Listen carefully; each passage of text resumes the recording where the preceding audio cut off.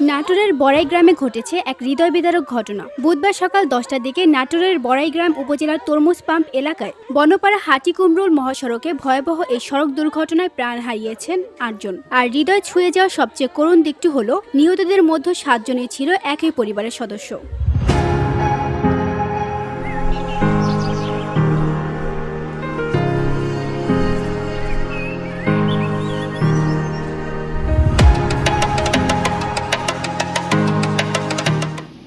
তারা সবাই কুষ্টিয়ার দৌলতপুর উপজেলার আদাবাড়িয়া ইউনিয়নের ধর্মদহ গ্রামের বাসিন্দা। জানা গেছে পরিবারের এই 7 জন সদস্য একটি মাইক্রোবাসে করে যাচ্ছিলেন সিরাজগঞ্জে একজন পুত্রবধূর অসুস্থতার খোঁজ নিতে। সকাল 6:30টার দিকে রওনা হন তারা, কিন্তু সিরাজগঞ্জ পৌঁছানোর আগেই ঘটে এই মর্মান্তিক দুর্ঘটনা।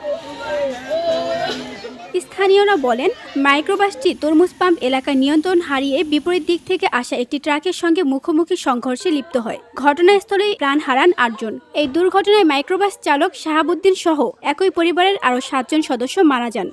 ছোট একটা বাচ্চা আছে, সেই বাচ্চাটাই নাকি বেঁচে আছে, তাছাড়া সবাই মারা গেছে। বাচ্চাটা কার ছিল? বাচ্চাটা ছিল খালা শাশুড়ি। ঢাকায় আসতে প্রতি নাইমি থাকে সিরাজগঞ্জে বেটার অপারেশন হয়েছে, ওই মায়ের বাড়ি থেকে আইসে, মায়ের বাড়ি সবাই দেখতে যায়। দৌলতপুর থানার ওসি সোলাইমান শেখ জানান, আমরা স্থানীয় ক্যাম্প পুলিশের মাধ্যমে নিহতদের বাড়িতে যোগাযোগ রাখছি, পরিস্থিতির সার্বিক খোঁজ নিচ্ছি। একই পরিবারের 7 জনের মৃত্যুতে শোকের ছায়া নেমে এসেছে ধর্মদহ গ্রামে। আকাশ যেন ভারী হয়ে উঠেছে কান্নায়। VOD Bangla news desk.